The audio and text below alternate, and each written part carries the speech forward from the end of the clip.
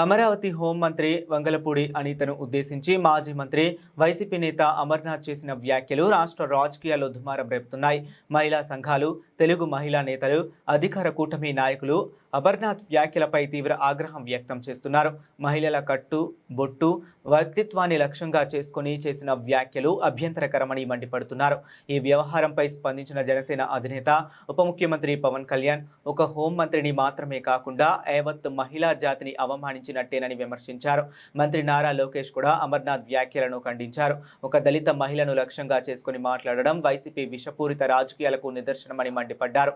ఇదే అంశంపై స్పందించిన ఆంధ్రప్రదేశ్ మహిళా commissioner chairperson doctor Rayapati Shailaja హోంమంత్రి అనితపై చేసిన వ్యాఖ్యలను అమర్నాథ్ వెంటనే వెనక్కు తీసుకోవాలని బహిరంగ క్షమాపణ చెప్పాలని డిమాండ్ చేశారు.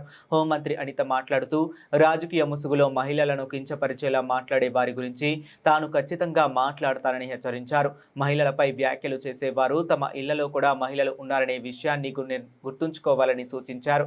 మాజీ మంత్రి సోమిరెడ్డి మాట్లాడుతూ మహిళలను అవమానించేలా మాట్లాడుతున్న వైసీపీ నేతలకు ప్రజలే తగిన బుద్ధి చెబుతారని అన్నారు. అమర్నాథ్ వ్యాఖ్యలకు నిరసనగా రాష్ట్ర వ్యాప్తంగా తెలుగు మహిళా నాయకులు, మహిళా సంఘాలు ఆందోళనలు చేపట్టాయి.